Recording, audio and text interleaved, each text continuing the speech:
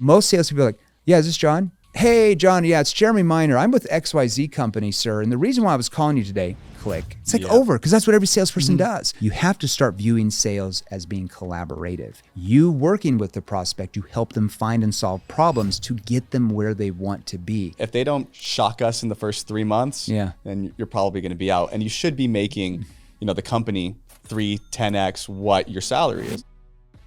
Welcome to the Wealthy Business Podcast. I'm your host, Javi Chavez, COO of Pineda Company, where we own and operate 7 different 7 to 8 figure businesses and get into the nitty gritty of what it takes to actually scale your operations. I'm here with best-selling author, entrepreneur, sales trainer extraordinaire, the guy responsible for helping our sales reps crush it last year and this year, Jeremey Miner. How are you? I'm going to take all that as a compliment because my kids say I'm very boring. So thank you very much. I'm just here to learn how to be wealthy like you guys. Like I love this. Well, we're here learning from you. And again, want to say thank you because I didn't even know you guys were clients until 15 minutes ago. I'm like, oh, wow, that's awesome. Yeah. So like our best guys, they went from like doing maybe, 100K a year in sales all the way. Like last year, they cleared 300,000 using your sales training. So tripled their deals. That's a good start. Yeah. Let's get them up to triple that now this year, because that's definitely attainable with what you guys do for sure. That's the goal. And then, what that means for us as an organization, if we're comping out at 10 to 12%, you guys can do the math there. So we're extremely grateful. Hey, where's my equity in all this? What's going on? I should have got like 2% of that increase. What's going on, guys? I mean, I didn't even know you got. I'm going to start structuring that in the deals. Austin, cut Jeremy a check after this. I'm just joking. Cool. So, for people who don't know who you are and your story, can you give us the kind of short version there? Well, so I'm the founder of Seventh Level, obviously a sales training organization, and we train salespeople in 158 different industries. When I always say that, people are like, "Oh, 158, that's a lot." I'm like, "Well, actually, there's only 158 industries." I didn't even know that until about 6 months ago. I was reading Forbes, and they're like, "There's 158 industries." Now, there's subsets of each of those industries, and we're pretty much in all those at this point. So, we train anything from B2C sales, B2B sales, even B2G sales, business to government. Interesting. Contractors. That's so new industry. We're pretty much everywhere, and we train salespeople how to use techniques that work with human behavior rather than against it, and how to get their prospects to let their guard down and open up and actually trust them to get them the best result. In a nutshell, that's really what Seventh Level is. Okay. And so what separates Seventh Level from, say, a Cardone or a Sandler type training methodology? Well, our clients would say, I mean, I'm obviously biased, I'm the founder, but our clients would say that have been through those training programs in ours, you're welcome, that the difference would be, typically in most sales training, and I hate to say this, it's like you're forced to learn a certain way. And as a salesperson, you don't know what you don't know. What's the biggest problem in sales? The problem that you don't know you have. Because if you don't know what your problem is, you don't know how to fix it or how to solve it, right? So typically with clients coming from those other programs, and I'm sure those guys are great. Okay, I don't know everything about them. So I love, everybody has their strengths and weaknesses. Of course. I love everybody, what they do. But our clients would say that in those type of programs, they're taught that they need to do all the work. They need to do all the selling. They need to do all the persuading. They need to overcome their objections. They need to push. They need to pressure to close the deal.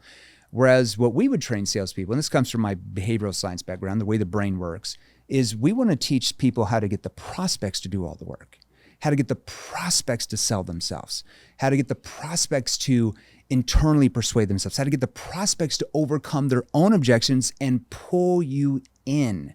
When you learn those type of skills, selling becomes pretty stress-free, extremely profitable, and something that you just don't burn out. I find in high-pressured sales tactics, even if a salesperson can make $200,000 a year, they just never last. They just burn out because of all the emotional rejection they go through and the fighting and arguing and rebuttals.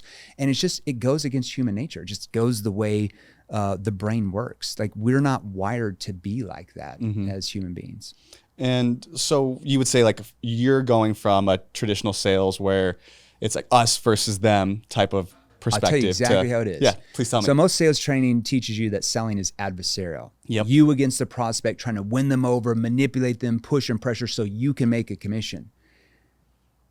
That's what average salespeople do. I hate to say that. That's what average salespeople do. If you want to be a top 1% salesperson that's earning hundreds of thousands of dollars in commissions, if not millions in commissions, as an employee, you have to start viewing sales as being collaborative.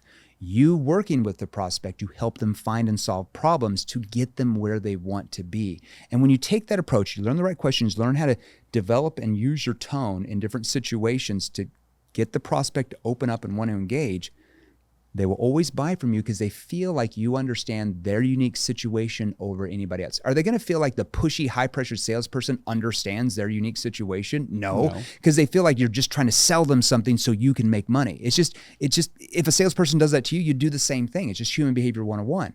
But if they feel like you understand them, and the way they feel you understand them is by helping them.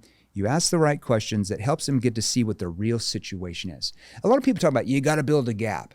Well, the problem is, I agree, but if you can't help the prospect understand what their real situation is, how do you build a gap to where they want to go if they don't know where they're really at? And most prospects do not know their real situation. They might have an idea that they have a problem, but they don't know how bad the problem really is. They don't understand the depth of the problem. And they don't especially understand the consequences of what happens if they don't do anything about solving the problem. Now, with what we train salespeople is how to build that gap from where they are, current state, to where they want to be, their objective state. Okay, what's the gap?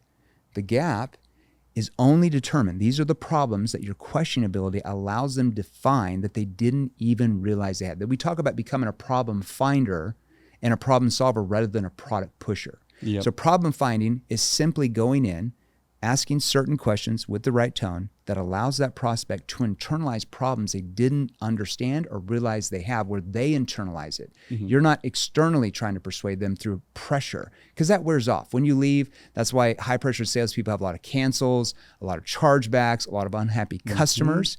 Oh God, I'd hate to do all that. That's just a lot of work for me. I'd rather just have people internalize it, persuade themselves where it's their idea. So they just view it's like their idea, and they showed you who was boss by buying from you, and you get paid a big commission. And to that point, since we implemented your training, show rates increased, refunds have gone down, and everything you just mentioned is happening within our organization as well. There's a chance that the training works. Just possibly. A slight maybe chance. Just going out on a limb. Yeah. Okay, well, maybe. And so how did you learn this? Were you influenced by other sales trainers out there, or like when did the light bulb start to turn on for you? Well, here's the thing that I always ask salespeople. You know, when I'm doing a keynote or something, because a lot of salespeople buy in this myth that salespeople are born salespeople, and I'm just like, oh my God, shoot me. Okay, and I always ask everybody, somebody raise your hand.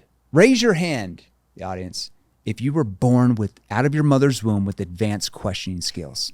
Everybody's like this. Yep. Raise your hand if you were born out of your mother's womb with advanced tonality skills. Everybody's like this. Raise your hand if you were born with advanced objection handling and prevention skills. Everybody's like this.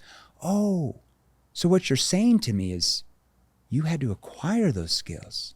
You had to learn those skills. So the saying of people are born a natural born salesperson is not really reality. And people are like, it's like a revelation, like, oh, I never thought about it that way. I just thought you were born with the gift of the gift. Selling ice to Eskimos, all that type of stuff. Yeah, see, and I wouldn't sell ice to an Eskimo, because I'd sell them a warm coat. I'd sell them like really big boots. I'd sell them like like a warmer home, because that's what they need, right? So it's an interesting concept. But so my background in college is behavioral science and human psychology. That's where it really started for me, because I started learning from, and I was telling Ryan this earlier, I started learning from my professors that the most persuasive way to communicate was over here. One of them was a guy named Robert Cialdini. I don't know if you ever read his book, Persuasion or Influence. He's like one of the leading behavioral scientists in the United States. He's head of behavioral science at Arizona State University.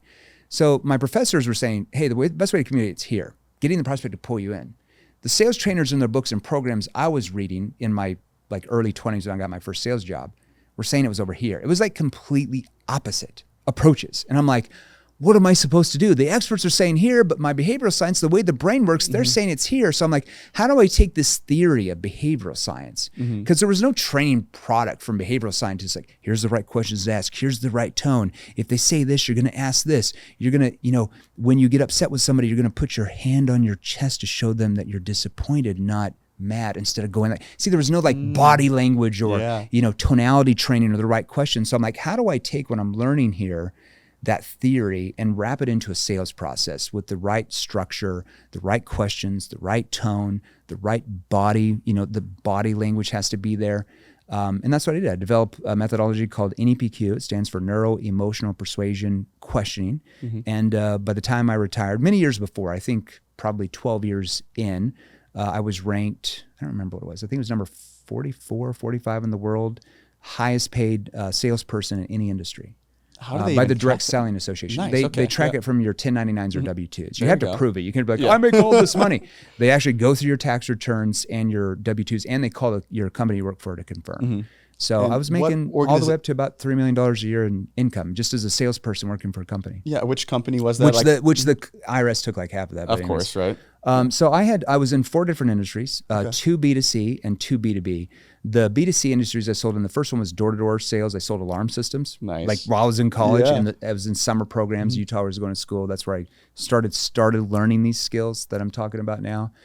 Then I moved in, that was about 4 or 5 years I did that. And then I moved into my mid to late 20s, I moved into B2B sales. I was selling debt relief services to SMB type of companies, some enterprise, so B2B sales. And then after a really successful career there, about 5-6 years, I got into network marketing and crushed that. I'm actually still in the MLM Hall of Fame. I was only in that industry for 4 years. Yeah. I'm in the top 250 earners of all time, and I was only in for 4 years. But I not only knew how to recruit people to get them to want to change their situation, but then I taught them how to duplicate that process. And my downlines were like within a year. Yeah. So I made a lot of money there. And then my last 3.5 years, I sold high ticket sales, like e-commerce, like 30 to 50 grand events and stuff like that. And that was more B2C plus a little bit of B2B there too. There's a little bit more small business B2B. Yeah. So those are the industries I sold in. And so somebody who's trying to break into the sales industry. Yeah. And what are your favorite industries for somebody to get into? So would it be like solar? Okay, this is a disclaimer because we train 158 industries. And I'm Yep. going to have clients that watch this. They're like, what? You didn't say my industry? Yeah. Every industry that we train, we have salespeople in there that make a ton of money. I want to put that disclaimer out. We don't have industries that are like, yeah, they're the best salesperson, but they can't even make multiple six figures. It's not reality. When you have the right skills, you can make money anywhere. Absolutely. But 2 of the biggest industries we see continually over and over, because we have a little bit over 15,000 testimonials in the last 2.5 years from just individual clients and stuff like that. 2 of the biggest ones we see make the most money, it might surprise some of you, is life insurance. So like final expense, mortgage protection, annuities, that type of thing, life insurance, and solar. So those are 2 really, really big industries where we see people make a lot of money that know how to sell. It's not like the average solar salesperson makes 100 grand a month in commissions. I'd say the average solar salesman makes 6 or 7 grand a month. But you acquire the right skills, there's opportunity there. We have clients that make 100, 150,000 a month that are individual salespeople knocking on doors, or they take appointments on Zoom, like virtual appointments. They make 100 grand, 150 grand a month in commissions. They don't own the company. Yeah. They're just salespeople. That's so impressive. same thing with life insurance. We got life insurance agents that, we train that started, they're making 5-6 grand a month, teach them the right skills. Now they're making 40, 50, 80 grand a month in commissions, working from their home on the phone. It's incredible. impressive. You learn the right skills, you really do anything. But those are 2 industries that come to my mind right off the bat. I know there's others. Yep. Everybody Yep. out there, there's others. Like medical device is a big one. B2B sales, that's a huge. You learn the right skills and how to navigate into different companies and hospitals and how to get the right people, the decision makers on board. You can, we got people in there that make $1 million a year selling medical device just as employees. That's impressive. Yeah. I know like a lot of people, like they think tech is the route to take, right? I like SaaS. We got a lot. SaaS is pretty good. I'd say that's like the 3rd or 4th one. Like cybersecurity is a big one. That's a big. There's so many industries coming in my mind. I'm like, oh my gosh, I'm so sorry, guys. I think the thing that I like about solar and these other ones is like the ceiling is so much higher, right? When you have a tech company, you might have a great salary. You might still be able to clear $300,000-$500,000 a year, perhaps, but there is. At some point, there's a ceiling, a bit of a ceiling. And that's a thing that I always tell salespeople. Like when I went, it's like I started door to door, so it's straight commission. So that's where I started learning. Like I don't think I'd ever want to sell. I've quite literally have never been paid a salary. When I started the company and the attorney's like, hey, you have to start paying yourself a salary. That was literally the first time I'd ever been paid a salary. It was always straight commission.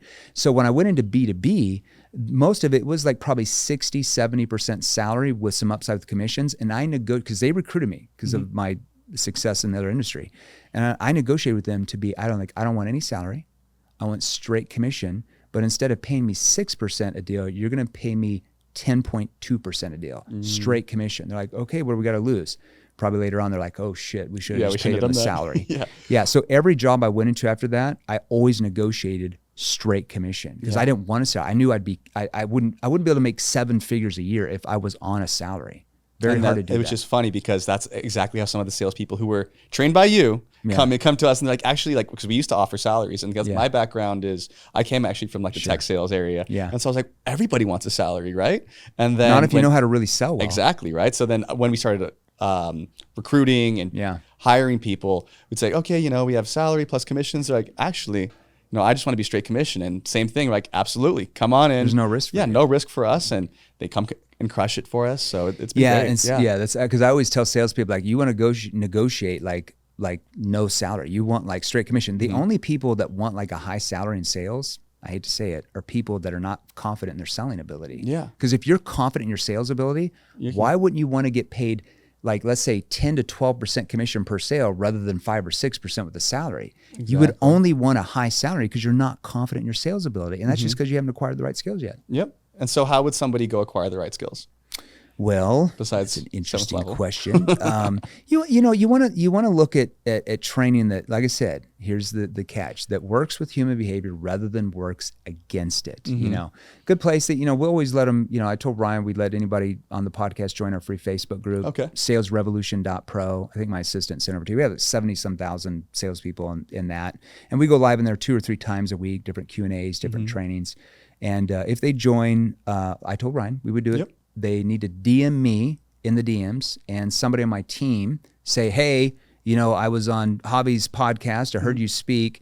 Can I have the black book of NEPQ questions? And we'll just give them the black book of NEPQ questions for free. It's like a 58-page document. There's like 273 different NEPQ questions used for different situations. We download it. Give them a little nibble. Now you have to learn the right tonality and the little tweaks for the industries. That's in our advanced training, but that'll give them kind of a nibble where they can see what we're all about. Good start. Nice. Yeah, which is great. And you bring up tonality. So I forget the stat, but it's like, it's not what you say, it's how you say it. And with communication, it's, I think like 60% tonality. 73% tone and body language, not the word you say. And every sales trainer says that because they just copy and paste it from sales trainers back from the 40s and 50s. But they don't teach it because they don't understand it. If you don't have a background in social dynamics or sociology or behavioral science, you wouldn't understand how the brain works. You're just transactional sales training, right? So how would somebody, because we do, like, what is that, and in a short version, like, what is that tonality? Like, how do you want to come across versus like the traditional salesperson? There's 4 types of tone, but you have to learn how to use them in different situations. Because if you use them in the wrong situation, it's going to come off weird, right? So if I'm cold calling to a complete stranger, I got their name and phone number off LinkedIn. I'm calling a business, right? Or I'm calling a C-level executive, okay?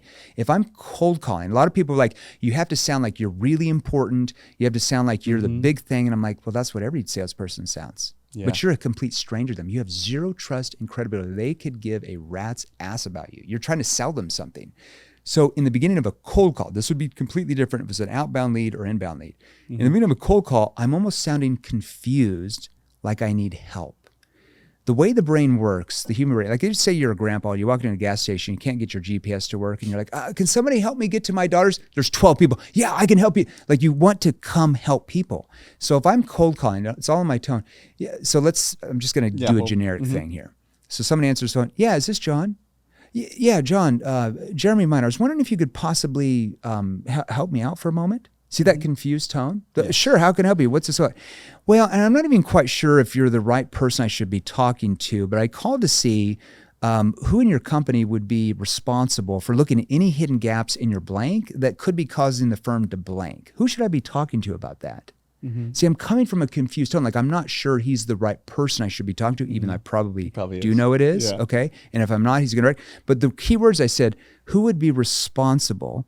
So the C-level executive, like, oh, I'm responsible for that. Yeah. See, I put the responsible because it triggers them like, oh, I'm responsible. For looking at any hidden gaps. See, hidden gaps is a curious thing. Like, what do you mean by, a lot of times you do that, but like, what do you mean by hidden gaps? Or who is this again? Or what's this all about? That's what you want. You want to trigger engagement, trigger curiosity. But in the beginning, see, I was confused. Yeah, Jeremey Miner, I was wondering if you could possibly help me out for a moment. See, I'm confused. Yep. Sure, how can I, that's what you're getting. How can I help you? Or who's this? Or what's going on? Most salespeople are like, yeah, is this John? Hey, John, yeah, it's Jeremey Miner. I'm with XYZ company, sir. And the reason why I was calling you today, click. It's like over, because that's what every salesperson does. So instantly, your prospect's fight or flight survival mode part of their brain goes into effect. Anytime they hear or feel a tone or like a sound or certain words that every salesperson says has ever tried to sell them, you're instantly triggering their fight or flight mode where they try to get rid of you. You are the one causing that as a salesperson. Now, it's not your fault. That's what you were forced to learn. Not your fault, but like my CEO says, it is your problem.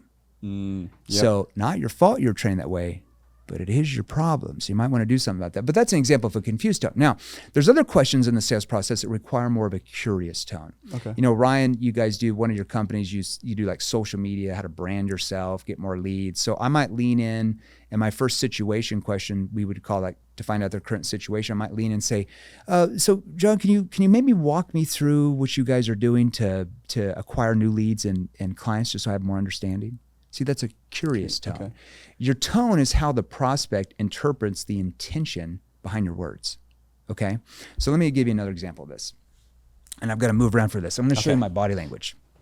So let's say that you're angry with somebody outside of sales, okay? So you're angry at your child.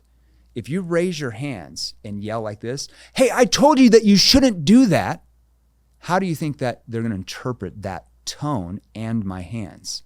They're actually going to interpret that as I'm like against them, like I'm angry at them. But if I go like this and put my hand on my chest, hey, I told you that you shouldn't do that, and I have this hand on the chest, what does that? Completely changes everything. It changes how they view you. They now view you as like disappointed in their behavior, not angry. So it's just by the hands, by me putting my hand here on my chest, when I'm yelling at somebody, they're going to interpret that I'm disappointed, not angry like this. It's just a body language. Yeah, love that. So there's all these little things that add up. What's the last one? So, so you got, now the second one. So there's four. So you got the confused tone, the curious tone. The confused tone, you're only really you use it here and there, but it's not used a lot. It's mainly in cold call in the beginning, but not throughout the conversation. Curious tone triggers curiosity. That's why they're asking me the question. And then 3/4 into the conversation, I can use more of a skeptical or challenging tone. Now, I can't use a skeptical or challenging tone in the first 2 minutes because I don't have much trust or credibility with that new prospect, right? So I might lean in and ask what's called an NEPQ consequence question. So let's say you're staying in the same lead generation and they want a higher quality lead, and they've told you in that conversation that the leads they have, the salespeople are having a hard time getting a hold of them, they're spending money, the sales are stagnating. So I'm going to use that in my consequence question. I'm going to take what they've told me and wrap that into the consequence. Okay, and I'm going to start off with a skeptical tone, okay, to raise their emotion, and I'm going to end with a concern tone. So they feel like I'm concerned for them if it doesn't change. When they feel like I'm concerned for them, they feel like I understand them, okay? And people always buy from companies and people who they feel like understand their unique situation the most. Not who they like and trust. Who they trust can get them the best results, not who they just like. There's a difference. See, that comes in, I want to go back, let's come back to that book, Dale Carnegie. I want to come back to, because this is an important subject. So I might lean and be like, okay, but what? So skeptical check. Okay, but what happens if you guys don't do anything about this and you keep getting these lower quality leads to your salespeople, and like you said, sales keep going down even the next 3 months? Like, what would happen to your job at that point? Like, what would happen to your job at that point? And I go into that concern tone where I'm concerned for them. I don't know what I would do. Well, do you want to have to go through all that if you didn't have to? Concern tone. No, if I didn't have to. Okay, so it's important for you to do something then. Oh, for sure. See how I'm getting them to do the work, right? So I'm skeptical. I raise their emotions. So what happens? Notice my voice is talking faster, and then I slow down at the end. What happens if you don't do anything about this and you keep getting these lower quality leads and your salespeople can't get a hold of them? Like, what would happen to you at that point? Concern tone. See, they're going to interpret that I'm now concerned for them. And that causes them to open up emotionally. If they feel like I'm just trying to sell them, they close down emotionally. And human beings make buying decisions on emotion, not logic. So if your prospects stay surface level with you, that's when you get a lot of, I want to think it over, or do more research. Like you're triggering them to do that because you can't get them to open up emotionally. Yeah. Now let's go back to the Dale Carnegie book. Yep. It's a great book written in 1936, okay? Prospects in 1936, possibly a bit different. You'd think. Than human beings now. Not that, the brain's the same, but marketing's a lot different. I mean, like the average human being is constantly being marketed to all of the time. In 1936, not really. Unless they were reading the newspaper, or maybe they heard an ad on the radio, or a salesperson came around their door, they wouldn't even know what your company, they wouldn't even know anything about it. It's like they weren't constantly being cold called on the phone, text messages, emailed, dripping emails. Okay, so, sponsored ads, everything. Talk about, most people when I say this, like, I'm not being sold all the time. Oh, really? Yeah. When you wake up in the morning, besides go to the bathroom, what's the first thing you do? Look at your phone. And you see social media, and what do you see on the side of your social media? Sponsored posts, ads trying to sell you something, right? So you walk into the kitchen, you turn on the TV while you get your coffee, and you see commercials trying to sell you something. You walk into your car to go to your office, you turn on the radio, and you hear commercials trying to sell you something. You drive down the road, you see these big signs all over, these big billboards trying to sell you something. You get on your phone once you get to the office, and you see your aunt pitching her newest MLM trying to sell you something. See, you're constantly being sold to all the time. That's not even counting cold calling and text messaging and email. So because of that, human brains, especially in the last 2 or 3 decades, have built up these defensive mechanisms. So anytime they sniff or hear or feel like a fast tone or an excited tone, or really, I'm not saying being boring, but like enthusiastic, car salesman trying to sell them something. We train lots of car salesmen the right way. They instantly, their guard goes up. Yeah. And so what we train salespeople is how to cause them to let their guard down from the very beginning. So you never have to compete with the wall of resistance. Why would you want to have 13 objections every sales call? I'd rather prevent most of them from happening. I'd rather learn objection prevention, where most sales are pretty easy. They're like laydowns. And I love the saying where sales trainers are like, the more objections you get shows them the more they're interested. And I'm like, really? Not really. Like what study shows that scientifically? The more objections you get, the less likely they are to buy. Think about all the laydown sales you got. They didn't have any objections, but they bought. So why not try to make your sales, like sell 2-3 times what you are, and then reduce your objections by 50, 60, 70%. It makes selling so much more easier. And so how do you do that? Just more in the discovery phase of the conversation, like to use like a traditional term, but you're asking better questions. Well, it's causing the okay, so let's say you come in and you trigger sales resistance by your tone sounding too excited, too salesy, too needy, and now the guard's up in the first 30 seconds. Now what you have to do the rest of that call is try to get them to let their guard down. See, I'd rather come in there where their guard's completely down the whole time, because I don't have to compete against that wall of resistance the whole time, right? It makes selling easier. So there's certain things that we might see, like if they say something that we know is a red flag, that I know if I can't help them resolve that there and then, that's going to be an objection at the end. Let's say if you sold B2B sales and you're in a conference room and you've got like 8 decision makers in there, and let's see that you go through slide 54 of your pitch deck, and you see Gretchen over there, when you went through that last slide, she folds her arm and she looks up like she's not agreeing, or she doesn't understand. Now, most salespeople would just keep going and just hope and pray, fingers crossed, doesn't bring anything up, that the other decision makers are going to convince her. We would teach you to do the exact opposite. We would teach you to stop everything you're doing. Hey, Gretchen. Hey, I noticed when we went through that last slide, we were talking about X, Y, and Z. You seemed a bit hesitant. What was behind that, just so I understand? Well, Jeremy, I just wasn't understanding, and now I know, and I'm there to help them overcome it, and then I move forward. Now I have control of the room. Yes. Without just that one person, I have no control of it. It could be that person that just ruins the whole deal. Now I control the room because I've helped overcome it. But I'm stopping that, and I'm doing it in a way I'm not like, hey, you seem like you had an objection about that. Like, what the hell? You can't do that. Like, you're going to get kicked out of the room. But hey, Gretchen, you seemed to, when I went through that last slide where we went over X and Y, Z, you seemed a bit hesitant. What's behind that? Just so I understand. Concerned tone. She interprets that as like, I'm concerned for them, that something's going on. Oh, well, I didn't understand this. Oh, okay. Well, that thing, here's what we do. And boom, you're there. That's just an example of like, I'm preventing an objection from happening at the end of the sales process. I see. Objection prevention. way better than objection handling. And you still have to learn how to objection handling. Well, of course. You can't eliminate 100% objections. I'm not Houdini, but if you can reduce your objections by 50, 60, 70%, I'm just telling you, it's going to make selling so much more fun for you because you're not going to get burned out and you're going to sell way more than you've ever thought you could. You'd sell like your guys that went from, they've tripled their sales in just 1 year and they're still learning, right? Oh, I bet you they know 10% of what we teach so far, but so it's just, you want to focus on the quality of conversations, not just the quantity. And that's why I was telling Ron a while ago, so many sales trainers and salespeople believe, and it's just been forced into our brains the last 50, 60 years, that selling is a numbers game. Selling is a numbers game. Yep. You got to get more no's to get to the yes. And when I heard when I heard sales trainers say that, I'm like, how does that give me any competitive advantage? Yeah. So it's just the person who out hustles the other person that gets more no's, makes the most money.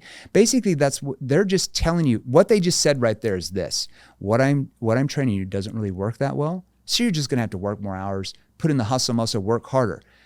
I view selling as a skills game. Selling is a skills game, and you want to focus on your skill level, your sales ability for each conversation to convert way more of those conversations than you are now. I'm telling you, if your salespeople start viewing sales as a skills game, they're going to start increasing their skill level. Because if you just say it's a numbers game, they don't really think that it's their skills. They just think I need to call more numbers. And that's going to cost your company way more money because you're going to spend more money on leads because they're just going through the numbers.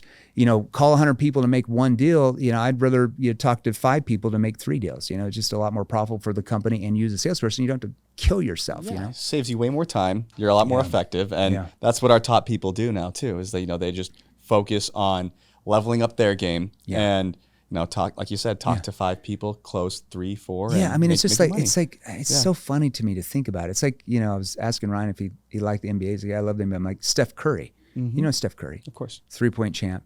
If Steph Curry said that basketball was a numbers game, it's just a numbers game, guys. Just shoot it as much as you can. Eventually you'll hit one. Eventually. He wouldn't have never made his varsity basketball team, let alone be in the NBA. No, Steph Curry viewed basketball as a skills game. Skills. That's why he's working on his technique every day. If salespeople work on your techniques and what you're saying and how you're saying it and your tone and your body language every day, I'm telling you, you're going to sell, you're going to make 10 times more than what you are. And you're not going to have all the stress and frustration like, oh my God, like, is that person going to cancel, that I just sold, it's been over the weekend, or, you're always stressed all the time. I remember how that feeling felt when I first got into sales, learning traditional selling. I was always stressed all the time that the one I sold on Friday was going to cancel by Monday because I pressured them, right? But when you get them to internally persuade themselves, like where they're telling you why it's the greatest idea in the world, they're just not going to cancel because it's their idea. But you help facilitate that with your sales ability. Asking the right questions. Their idea is the gospel. Your idea is in one ear, out the other, Love it. So how did you transition from sales, individual contributor, to then making a business out of it? Well, so I had a 17-year sales career, made a few bucks. IRS took half of it, I don't know, something like that. Yeah. But it invested it decently well and retired in 2017. And I took a year off. I was like, I don't know what I'm going to do. Maybe I'll just do more investing in real estate. I just didn't know what I was going to do. I was just hanging out. I was like, I didn't think I would retire forever. I knew I'd eventually do something, but maybe I'd take 2 or 3 years off. I don't know. I was just like, whatever.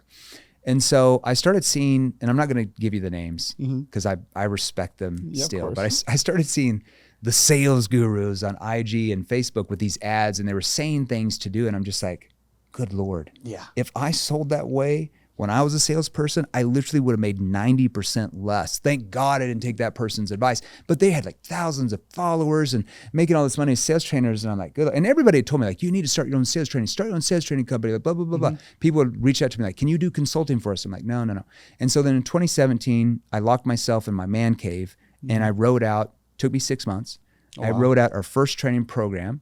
It was called, at that point, it's called the 8-Week Academy. It would now be known as NEPQ 2.0 version, but it was only like 8 hours then or something. Now it's like the first version's like 17 hours. I've redone all that stuff. But I wrote it out and then launched 3 webinars at the end of 2017, early 2018, and just learned a lot of mistakes, along the way. And then, we've been in business 4.5, 5 years now. And then about 2.5 years ago, I actually started getting a team. I got a CEO, a business partner, and I got a CRO, Chief Revenue Officer. He's an equity partner in the firm as well, Marco. And since then, we went from here to like here, like in 2.5 years, very, very quickly. It's all about building the right team. Oh, absolutely. Yeah. So year one, are you a one-man operation? Me and my assistant. Okay. Yeah, I was a one-man operator. I did 3 webinars. Nice. That was it. I didn't even know how to do a webinar. Yeah. I had this outside agency that was doing the marketing for it, which I look back and I'm like, they weren't that good. I thought they were great then, but now that our marketing's internal, it's like 20 times better with Marco doing it. But so I did 3 webinars. We made like 1.3 million in sales the first year, just me and my assistant, and I spent 1.8. Oh, wow. So I lost $500,000. We had hundreds of testimonials that first year. Man, salespeople are making money. I lost 500 grand. I'm like, this is a losing proposition. I can't keep losing 500 grand every year. I'm gonna have to go back to work, and it's just because I didn't know what I was doing. I'd never been a CEO. It's completely different being a professional salesperson or even been a VP of sales, because I'd done that, or a chief sales officer, than actually running the company as a founder, as the investor, everything yourself, trying to figure out everything yourself. Obviously, my strengths were sales, recruiting, and training, but I didn't have the strengths of running the books, running the finances. So when somebody come to me like, oh, hey, I can do your ads, like it's only 50 grand. I'm like, oh, you can? Here's 50 grand. Yeah, I can go make that. You're a good graphic designer. You need 10 grand? Okay, here's 10 grand for you. Oh, what do you need? Oh, you're really good at Instagram. Okay, here's 20 grand for you to build up my Instagram. And I was throwing money left and right. 95% of it didn't work. Yeah. And I figured out quickly, I'm like, a lot of these gurus really aren't that good. Yep. I found out the hard way. I'm like, some of these people I see win awards on stage, like, don't really know what they're doing. They only understand their little niche, and they go outside that. They have no experience. And that's when I started learning, like, hey, I really need somebody that's a little bit more fiscally, like, does more research, figures it out. And then one of our clients, he's my CEO business partner now, Matt Ryder. Okay. One of our first clients, we helped grow his gyms like crazy. He sold those, got out of it. And then he said he persuaded me to become the CEO and equity partner, but who really persuaded who, Matt? Yep. I seeded a few things in his mind, which he thought eventually. But anyways, NEPQ'd him. Yeah, I NEPQ'd him. And he became a CEO to run the business side. It's a great, amazing salesperson as well. And then Marco Cortese was one of our clients, and he's an equity partner for my business partner, and he's our chief revenue officer. He's over all of our marketing. He was an amazing salesperson. He made, the year before he came to 7-Level, made $1 million in commissions. He was selling like high ticket. Okay. Made a little bit over $1 million in commissions, one of the very few that have ever done that in space. Nice. And so we brought him in. We're like, dude, you're a fanatical salesperson. We just need to figure out, we need to have you figure out all the marketing. So here, we bought all these courses for him. Take a month, go learn all this stuff. He comes back a month later and he's like this mad scientist. And we're like, how did you, he's like, well, I went through all the courses. Like, and he started doing all this stuff. And he started studying like marketing from Apple and Starbucks and all these bigger companies outside of like the high ticket space. Yep. And all of a sudden, like our ads, like our ad costs were like way down, and we started just scaling. We just did all like, and then I started doing reels. Did you know I didn't even have an Instagram account until October 2021? Really? I'd never been on IG. Yeah. Just Facebook. I do remember your TikTok. When I'd never been on TikTok either. Yeah. I saw it, I think, for the first time. Yeah. Maybe had like a few thousand followers. Yeah. And we just started TikTok maybe 8 months ago. Exactly. Yeah. IG was a year and a half ago. I had 0 followers. And in a year and a half, I think we have 440,000 or something close like that. You know, something impressive. Like that.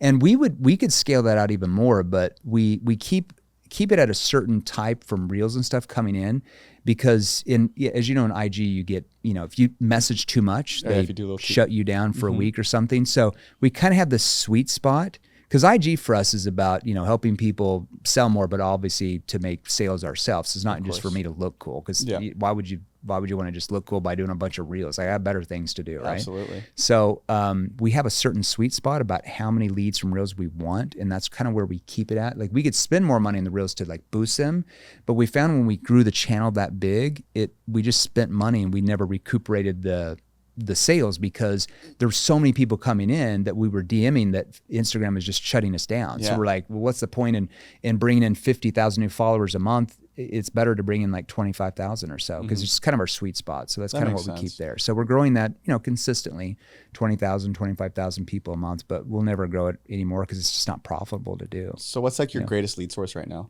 Lead source is outbound leads. It's our SLO, self-liquidating officers, or officers, self-liquidating offers. So we have like the NPQ Black Book of Questions. We have the top 50 objection obliteration scripts. We have all these different like books and stuff, like, anywhere from 15 pages to 50 pages. And they purchase them for 17, 27, and then there's little bump sales for other little training programs to do, smaller training programs.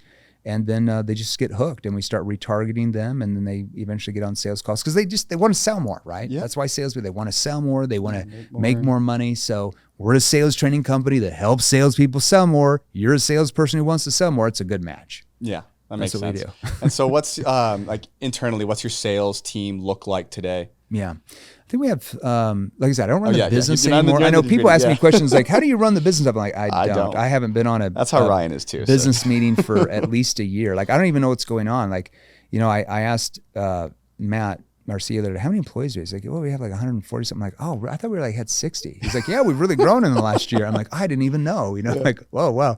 So I think salespeople, I want to say we're in the 30s somewhere. Okay. That's our outbound team that calls the leads, and our inbound closers, I think we have like 32, 33. I could be off one or two. Yeah. But somewhere in that range, and that's growing steadily. Yeah.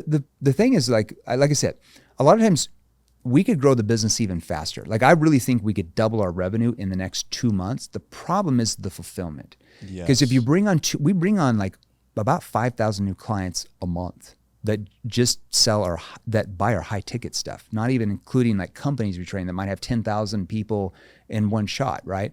But high ticket stuff, bring on about 5,000 new clients a month, and they have to be fulfilled, right? We have to have sales trainers. We have to have me. We do group trainings. We don't want them too big. In our advanced stuff, the inner circle, we only let like 25 people into our advanced inner circle per month. Wow. We could quite literally quadruple that. People have to apply for it, and usually there's a month to 2 month waiting list before they can even get into it, which is a good problem to have. Absolutely. But if we just open up to everybody, our revenue would probably double, but we wouldn't be able to get the same result because there's too many people in that program. It's not like just a virtual training program. We've got thousands in that. That's fine. But in our advanced stuff, group training and stuff like that, we keep that to a limit because to us, the brand is more important for the longevity than just making a bunch of money where I'm like, oh, I'm going to pay myself $12 million this year just for the hell of it. And then 2 years later, a bunch of people didn't get results. And now they're like, 7 level sucks. So our brand is more important than money to us because the brand, just like kind of Sandler Institute started in 1971, is still here 50 some years later. They're not a company that came in 2, 3, 4, 5 years, made a bunch of money, and then they just kind of fade. That won't be us for sure. Yeah, love that. And so what does that high level offer look like? So you mentioned you have some group coaching, some one-on-ones. So what, like if we don't do any onboards, we don't do any one-on-ones anymore because that would be impossible. Yeah. Typically people ask one-on-ones, they're like, yeah, it's $100,000. You're like, okay, I'm not gonna do one-on-one. So it's like, how are you gonna have schedule? So we do the advanced inner circle. We only let 25 new people in a month. It's like, I don't know, it's like 17 grand, 18 grand, something like that. Some people make payments. We have third-party lenders that usually loan the money to them. You know? We do. Everybody makes their payments because if they don't, they get locked out of the training and then they don't sell as much. So it's like the easiest thing to make sure everybody keeps paying because they want to keep selling more. So like, shit, I got to make that, like they're always going to pay because they know that if they don't, their sales go down. So that program, we have 4 group training calls a week. I do 2 of them. Okay. The first one is called Advanced Script Writing, and I teach them how to take NEPQ methodology and tie it into their industry. So that's industry specific. We already have hundreds of sales structures we've written over the past 5 years in every industry you can think of, except the underwater basket weaving industry. So if you know of somebody in the underwater basket weaving industry, let us know. A guy. We have not cracked that industry. It's the only one.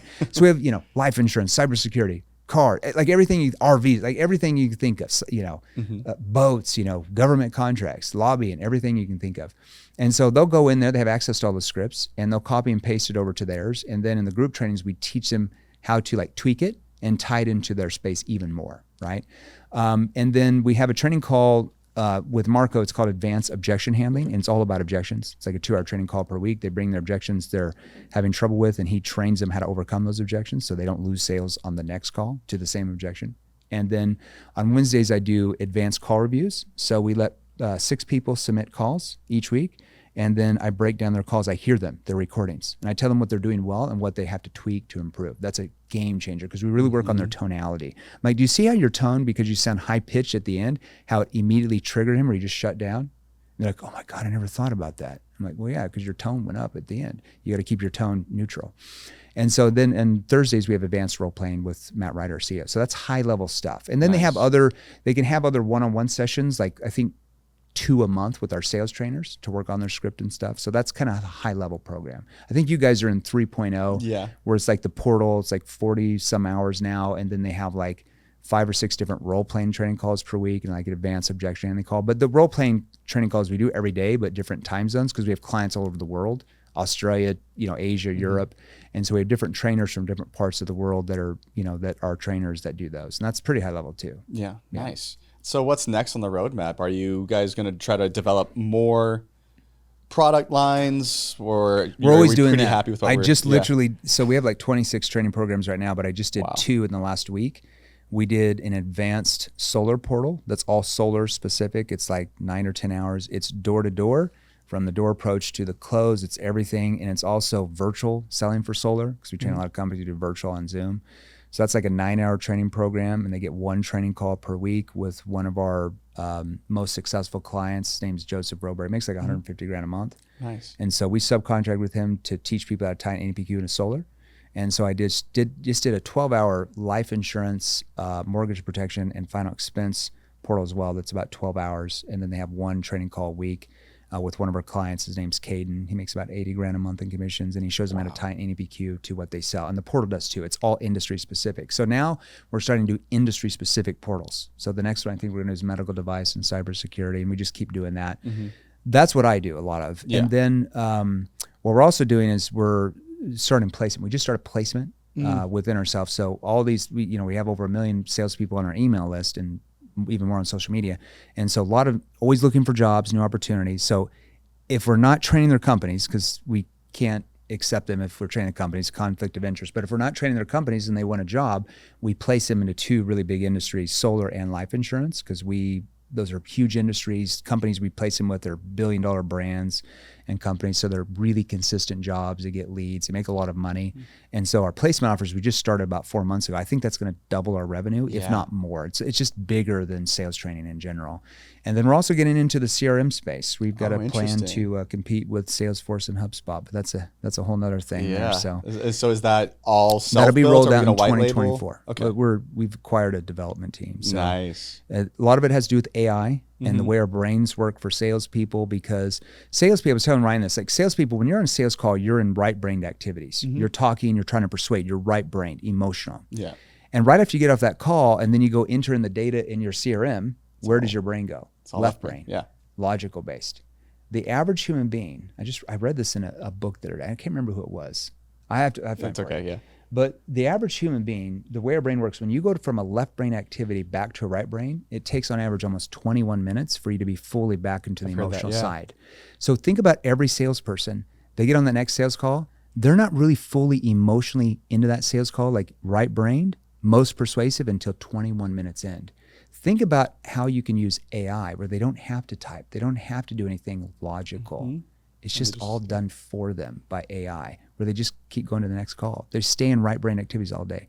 So there's a lot more to that. I can't give away this, that's okay. the trade secrets, but that'll be announced in 2024. That'll be huge. I don't know a single salesperson that enjoys updating notes in their CRM. And that's like, I know our sales managers always have to hound their salespeople. Like, did you update your notes? Did you update your pipeline? And I know it's the bane of like a salesperson's existence. So that's gonna be great. It's a new space. You get Salesforce there and HubSpot, but we'll see what we can do. Hopefully we get lucky. There'll be some learning stuff for us, some learning curve for sure. But our core offer is our sales training. Obviously, that'll always be that way for sure. I think, and it's a great top of the funnel thing. So that's what we do too. It's our education is top of the funnel. People come in to learn, then they come in and we will facilitate services. So with the social media thing, right? We have coaching and then we'll actually create the content for you. I love that. And then we have, with the real estate stuff, we'll get you in, then we'll help you find data. Yeah. We're white labeling a CRM too. Yeah. So, okay. Yeah.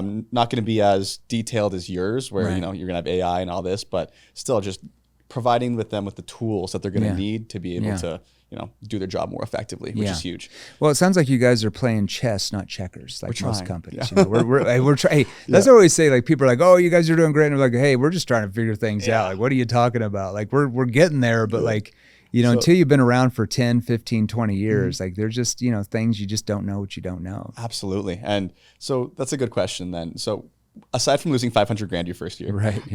What other big not mistakes, but what other challenges do you feel like you've run into learning lessons while building this business? No, I think that the most important lesson that you have to learn is that you can have the greatest product, greatest service on the planet. But if you don't have the right team behind you, it's just going to take forever to get where you want to go. I'm quite literally, right? So like when we started getting the right team in, we just like started going like this. And here's the thing that I always tell people, and I learned this from the first company I worked for. They were called Apex Alarm. They eventually became Vivint. They sold to Blackstone for like $2.3 billion. This was a few years after I left. Had I stayed, I would have made millions in stock options. But anyways, that's a whole nother story. But the Utah Jazz plays at the Vivint Center, and the CEO at the time, he's just the founder now, Todd Peterson. I remember he told us there's probably 5 or 6 of his top executives in the boardroom one day. This is years before they sold. They were a third of the size they are now, and I remember him saying something about like, hey, you guys have to realize like people that are here right now probably are not going to be here in 5-10 years from now because they don't have the skill level to take us to the next level. Yes. So what we've recognized is that the skill level it takes to get a company to, let's say, $50 million a year is not the same skill level that it takes to get the company to 100 million or 250 or 500 or a billion. You want people that have already done that with companies. So, there's some people that, unfortunately, I love them. We have let them go in the last 6 months because they didn't grow with the company. They didn't have the skill level to get the company to the next level. Does that make sense? Yes, perfect sense. And so we have to bring in people who've already done it, who have that skill level and that drive to do that. And that's something that it's hard for me, because I like everybody. It's hard for me to let somebody go because I just like them as a person, even though I know that their skill level, because they're not obtaining more skills in that department, they're just lazy, is not going to help the company get to the next level in production and revenue. And so I don't do any of the firing. It's all of our, our COO and all that stuff that does all that stuff, our department heads. But like, that's one thing that I really had to, it's really good that I'm outside of that and I don't make those decisions anymore. I let our CEO and COO and stuff make all those hiring and firing decisions. And I just focus on my lane. I focus on my strengths.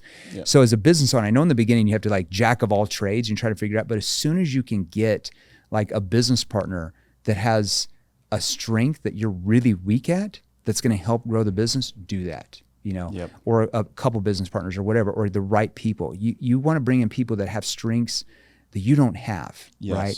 That, you're weak at, that they're strong at, and vice versa. And that's, it takes a while to learn that. But if I could go back and start fresh, I would have done that from day number one. Because the first year and a half were no bueno. It was interesting trying to do everything yourself. Most entrepreneurs have that problem where they just try to improve upon their strengths as opposed to just, delegate it out. Go find somebody who, again, complements your skill set in the form of a partner, employee, whatever it might be. So I think that's great.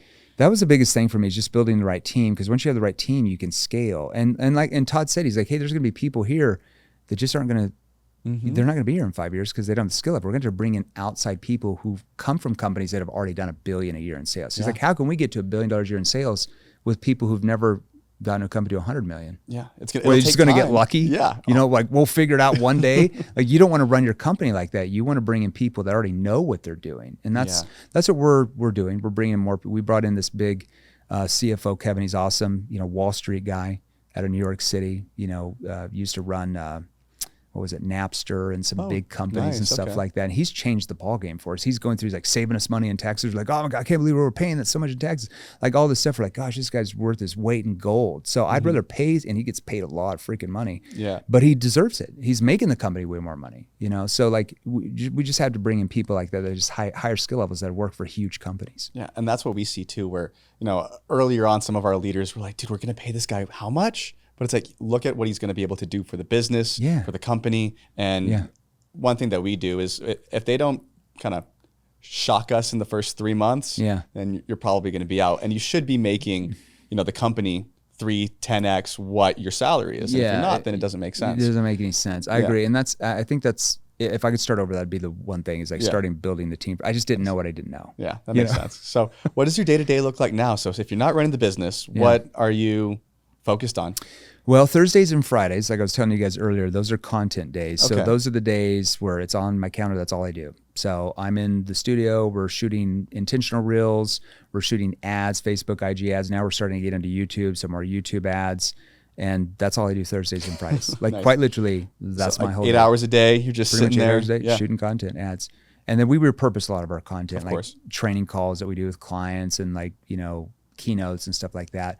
And then Monday, Tuesday, Wednesday is where I usually do training calls, like group training calls or advanced inner circle, or I might have a virtual event. Usually I'm a guest on 2 podcasts a week on the show, just to bring in more leads to Facebook groups, stuff like that. So that's typically what I do Monday, Tuesday, Wednesday, all day. And then Thursday and Friday are shoot content days. Content days? Nice. Yeah, content days and new training portals, things like that. Mm-hmm. Yeah. So you probably have an expert for this, but what's like your general content strategy right now? General content strategy meaning? So meaning for social, right? So some people are so focused on like long form content, and then they just chop it up into reels. Right. Other people are very intentional with like, hey, we're going to shoot very sales driven content today. Yeah. Like, is it a mix of both? See, ours is a sales training company, because I'm friends with Brad Lee. You guys know Brad, right? We have some of our training on his portal and a lot of it on Kajabi and stuff. But so we have some of it still on Lightspeed. But Brad, I'm like, Brad, how do you get 5 million views on it? He's like, well, I'm provocative. Like I say things that are provocative. And I'm like, okay, but as a sales trainer, like it's a little bit different for me because, like one of our clients is ExxonMobil and they found me from an IG reel. That's one of their VPs of sales. Yeah. But if I had said something crazy provocative, that might have turned him off. So our stuff that we do is very tactical. It's training. Like, hey, have you ever lost a sale? Like when you went through the presentation and the prospect said, I really like this, but I need to do more research. What did you do then? Well, today I'm going to show you 2 things to do. And I'm tactical in there, right? I try to give as much training in 60 seconds as I can. It's hard to do that on a reel, obviously. But that gets people, and I have to be generalized enough where 158 industries we train can get value from it, but also specific enough where they're like, oh yeah, that would really work. But how do you do that in 158 industries? So sometimes I have to think that through on certain resumes. I'm like, if I say that, then door-to-door salespeople are going to say that sucks. But if I say it this way, then that, they'll see how that could work for door-to-door and B2B salespeople, and B2C sales. So I have to like kind of think through a little bit more. It's a little bit more strategic with what we do in our reels and stuff like that. And we do a lot on LinkedIn now, and we're just getting into YouTube. We used to do a lot of YouTube shorts, but now we're getting into like long form. So we're doing like 1 a week, but now we brought in this big YouTube guy. We're building this big YouTube studio because we're going to we want to get our YouTube channel up to, 1 million, 2 million subscribers and stuff. What do you guys know what you're going to do there? Is it going to be more, because you have a podcast too, right? Yeah. And then that's all sales training, just and you guys bring on like guests and stuff like that too, right? Yeah. Like so people who are successful. So what we do is we're different. Like a lot of people will bring in guests, and I like that. But salespeople are different creatures. They want to hear from people in the trenches. Yes. They're actually selling. So we made it a point. Like we do 2 shows a week. Me and Matt just talk about like different aspects of the sales cycle, or like how do you build a sales team, or just various subjects that people are searching. We do that every week. And then the other one, I just interview a client from a completely different industry. Okay. So most of that's virtual. Sometimes we'll bring him into the office, and I might interview a cybersecurity salesperson that now makes $80,000 a month, or I might interview a life insurance salesperson that makes $60,000 a month. And we go over like specific training, and salespeople love that because like I'm learning how to sell more. Yeah. Not just like, oh, this guy's cool and he's got 5 kids and he likes to play golf. Like that doesn't really help them sell more. Need some like tactical advice. Salespeople want tactical advice, man. I as a salesperson when I was young, I just wanted tactical advice. It seemed like everybody just gave me like a bunch of Yahoo stuff. It's like theory or how their life was good and they're rich driving their Lambos. I'm like, that doesn't really help me sell more. Yeah. Like I want what do I say when the prospect asks this? How do I react when the prospect says this? Like tactical training that's going to make me more money. I think that's why our podcast has gotten pretty big. And I think that's why like your content does well too, right? Yeah. The black book of questions or whatever, because it's so tactical, cuts through the noise. I would remember reading sales books and I'd get maybe 1 or 2 things I can take away from it. And it's true. And like our new book, that I signed for Ryan, and I had my assistant send you guys over a link to Barnes & Noble. We'll if somebody wants to purchase that from Barnes & Noble. We have a big deal with Barnes & Noble. So we'd ask them to purchase on Barnes & Noble, not Amazon. I love Amazon, but Barnes & Noble, we have a big deal. So if they go to that link, it's called The New Model of Selling, Selling to an Unsellable Generation. Ooh. And I made that book very, very tactical. It's a Wall Street Journal bestseller, Amazon bestseller, and a Barnes & Noble bestseller. Now, it just came out 3 months ago. Nice. Orange book, stands out. It's co-authored by my good friend Jerry Acuff as well, who owns a Delta Consulting. It's a big consulting firm on the East Coast. They mainly specialize in pharmaceutical sales. Okay. But what we did, and they have other clients, but big corporations, but what we did is we wanted to put tactical training. Like 80% of that in there are going to be questions to use at the right time. Here's how to overcome this objection. Here's what to say. Here's what to ask. So salespeople that read that, they're going to be like, oh, well, I can go out and sell more tomorrow just by reading the book. And so we made that book very tactical, just because I hated sales training books that were not tactical. I'm like, this one's going to be tactical. Yeah. When they start talking about mindset and stuff, I'm like, dude, like I have the mindset. That's why I'm reading the book. Yeah. Like I get it. I'm pumped up. Yeah. And the thing is, like, here's what I always say. I think I piss people off sometimes in personal development. I'm like, people don't buy because you don't journal enough, or, take enough cold showers, or you don't meditate enough. Like, they don't just not buy because of that. They buy from the words you're saying, how you're using your tone, how you're opening them up emotionally, the questions you ask.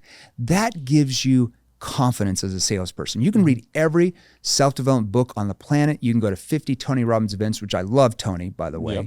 He's awesome.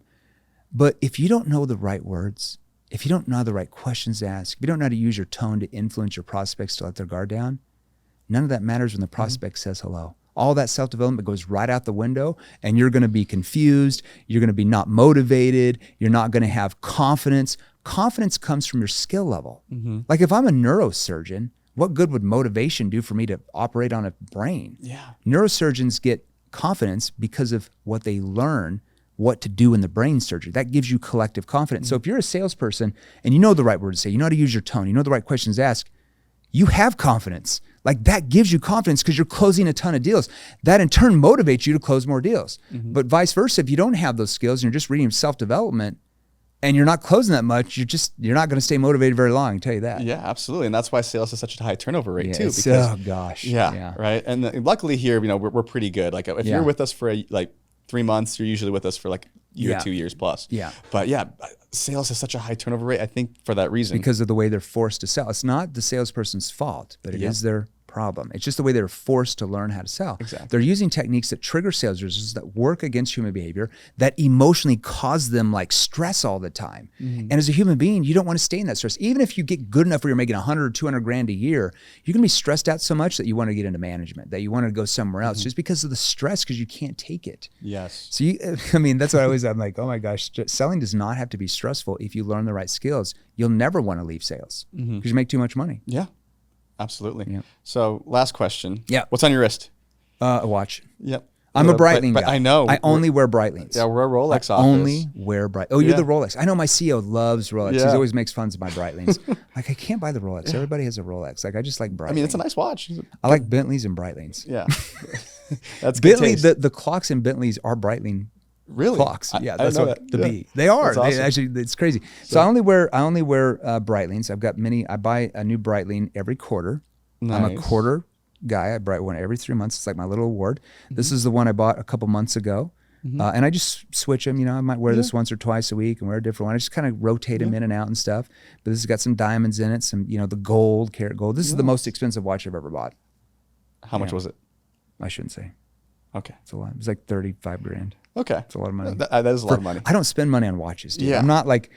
I remember when I met Bradley like 3 years ago when we first did that. He was like, dude, why don't you have expensive watches? I'm like, I don't spend more than $1,000 on a watch. And then 3 years later, I'm buying like $35,000 watches. I'm like, what happened to me? Yeah. I've digressed. I'd rather invest the money into real estate and stuff. But it just holds its value. I just love the, and I actually did a reel one time on why I buy Breitlings over Rolexes. That's why I asked the question. And people were pissed off. They're like, oh, I can't believe that you would like Breitlings lose their value. And like, you should buy Rolex. Like all the high rollers buy Rolex. I'm like, dude, like my friends, like wealthy people don't just make watch decisions based on investments. Yeah, I hate to tell you, like you don't just sit there and go and be like, you know what?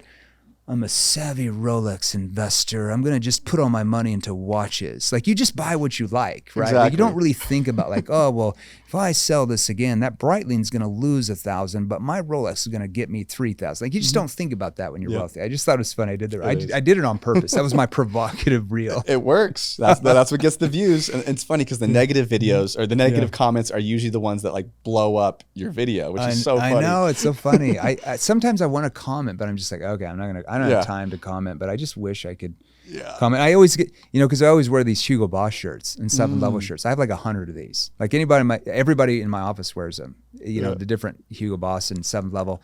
And people always comment, they're like, oh, I would never trust a guy that has Boss on his shirt. Oh, come on. And then people will come to my defense, like, it's a clothing brand, you idiot, it's Hugo Boss. And they're like, whatever. I just like watching people fight. Sometimes I'll get on the threads and I just watching people fight, like our clients fighting some Yahoo. I always find that salespeople have really high egos, especially low 6-figure salespeople. Like salespeople that make $100,000 to like 150, 200 grand. They think they know everything there is to know about selling. They're like, oh, I don't need to know anything.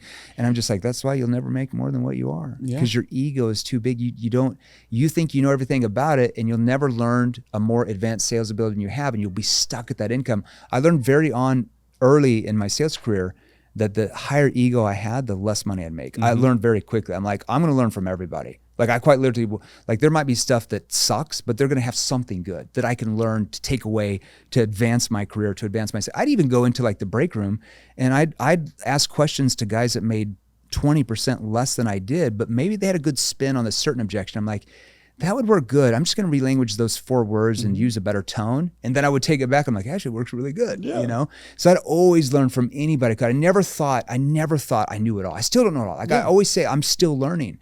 People are like, they'll get in my car and they're like, oh, you're always listening to sales stuff. Well, yeah, I'm a sales trainer. All I'm going to do is listen to sales, persuasion, influence, because I'm still learning. Like the moment you think you know everything is the moment you die. Yeah. Well, and if you're not evolving, you're not growing, there's going to be some new strategy, technology, whatever it might be. And that's where, you might lose. So two of our core values, it's no ego and train daily. Right? I like it. We have to. Those are really good points. Can I steal those? Take them. Can I just reword them a little bit? So it does, okay. All right. There you go. Trademark. Can't reinvent the wheel. But Jeremy, thank you so much. Where can people go to learn more? I think the easiest place, just go to one of our Facebook groups, salesrevolution.pro. salesrevolution.pro. We got 70-some thousand salespeople in there. We go live in there several times a week. They'll get some gold nuggets, and if they want to get into advanced training like your team has, they can just message us in there and book with one of our account managers, and they'll go over different training options we have for their industry. And they can buy the book, Little Golden Nugget. It's like $17 or $18 from Barnes & Noble's website. I think my assistant gave you the link. We'd ask you to buy it from Barnes & Noble because we have a big deal with them. The more we sell online, the more they put our books on their shelves in their stores. And if you don't have the $18, just let us know. We'll start a GoFundMe page for you so you can sell more and make more money if you can't spend the $18. But those would be the 2 good places to start, for sure. Perfect. Sounds great. Well, that concludes another episode. Thanks, guys, and we'll see you soon.